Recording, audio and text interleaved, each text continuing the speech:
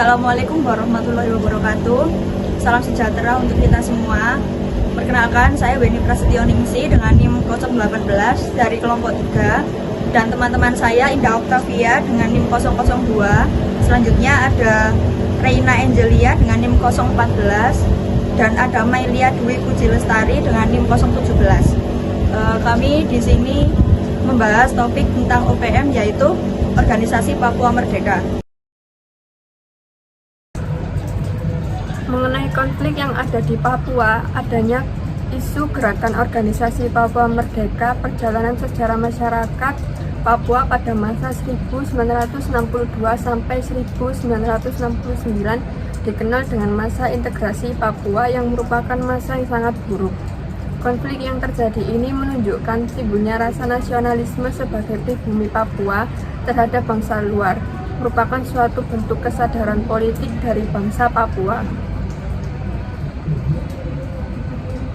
Organisasi Papua Merdeka adalah gerakan pro kemerdekaan Papua yang awalnya adalah reaksi orang Papua atas sikap pemerintah sejak tahun 1983. Perlawanan bersenjata pertama kali dimulai pada tanggal 26 Juli 1965 di Manokwari.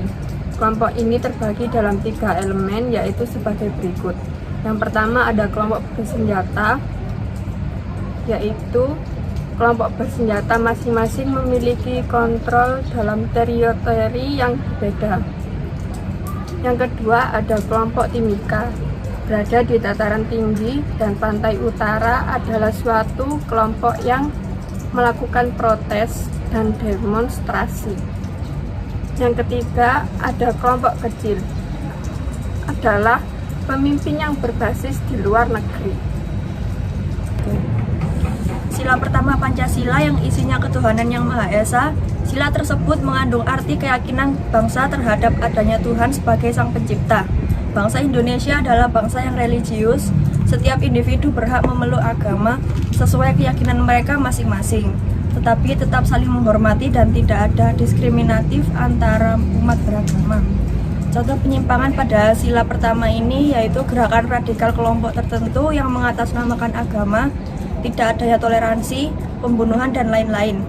Pada tema kali ini bahwa OPM atau Organisasi Papua Merdeka melakukan berbagai macam upaya untuk mendapatkan pengaruh dan melancarkan perjuangan bersenjata untuk menghancurkan negara Indonesia. Menurut saya, hal tersebut termasuk ke dalam aksi pembunuhan yang jelas-jelas menyimpang dari sila pertama Pancasila. Sila kedua berbunyi kemanusiaan yang adil dan beradab. Hal ini kita sebagai manusia mempunyai sikap dan perilaku yang sesuai dengan moral-moral dalam kehidupan.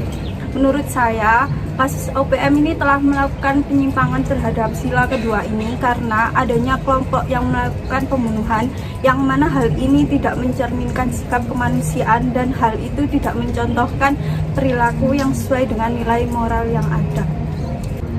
Sila ketiga berbunyi Persatuan Indonesia yang mengandung arti kesatuan dan persatuan rakyat Indonesia untuk membina rasa nasionalisme dan mengutamakan persatuan seluruh Indonesia, menghargai agama, suku, budaya, dan ras, serta rela berkorban untuk negara dan bangsa. Contoh penyimpangan dari sila ketiga ini yaitu perang antar suku, tawuran antar pelajar, banyaknya aliran sesat yang muncul, dan sebagainya. Salah satu kasus yang menyimpang sila ketiga adalah Organisasi Papua Merdeka. OPM adalah sebuah gerakan nasionalis yang sudah berdiri sejak tahun 1965 dan masih berdiri sampai sekarang. Tujuan OPM yaitu untuk memisahkan Papua bagian barat dari wilayah NKRI serta ingin merdeka sendiri. Organisasi seperti ini sangat menyimpang dan termasuk pelanggaran sila ketiga karena keinginannya berpisah dari bangsa Indonesia. Contoh kasus lain yang menyimpang sila ketiga yaitu Gerakan Aceh Merdeka.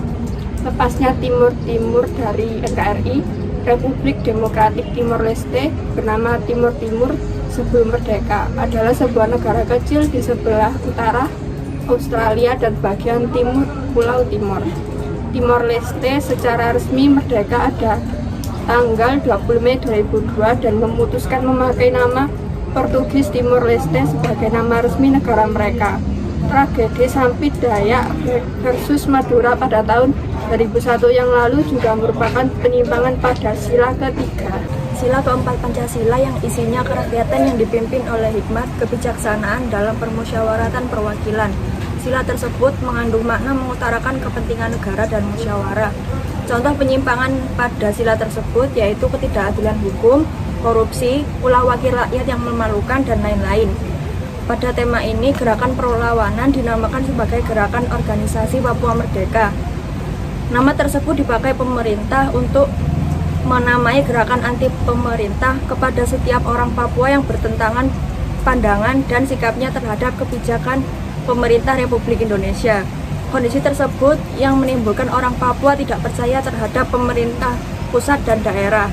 Menurut saya hal tersebut termasuk ke dalam ulah pemerintah yang semena-mena yang jelas sangat menyimpang dari sila keempat Pancasila tersebut. Sila kelima yaitu keadilan sosial bagi seluruh rakyat Indonesia yang dampaknya kurang dirasakan masyarakat Papua, khususnya yang dirasakan bagi simpatitas OPM itu sendiri.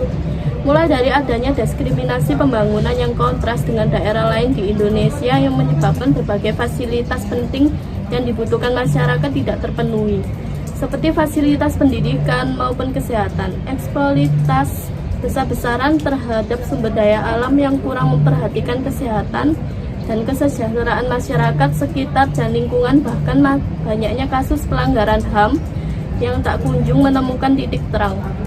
Dalam meredam konflik OPM, pemerintah dinilai kurang mengedepankan pendekatan dengan pembuka dialog terbuka. Dari pihak OPM sendiri, mereka menyatakan bersedia dan sangat terbuka untuk mengadakan dialog terbuka dengan pemerintah. Namun mereka meragukan hal tersebut akan digubris aparat TNI maupun Polri. Analisis mikro pada organisasi Papua yaitu sejak awal OPM juga menempuh upaya jalur diplomatik, melakukan pengibaran bendera bintang kejora dan aksi terorisme sebagai bagian dari konflik Papua. Pendukung secara rutin melakukan penampilan bendera bintang kejora dan simbol lain dari separatis Papua seperti lagu kebangsaan Hai Tanah Papua. Analisis makro pada organisasi Papua. Adanya organisasi ini, pemerintah dibuat bingung dengan adanya aksi demokrasi pembentukan opini publik tentang adanya penindasan terhadap rakyat Papua. Demikian hasil analisis dari kelompok 3, yaitu topik OPM, Organisasi Papua Merdeka. Semoga video yang kami buat bisa bermanfaat untuk kita semua. Jangan lupa like, komen, dan share ya teman-teman. Terima kasih. Wassalamualaikum warahmatullahi wabarakatuh.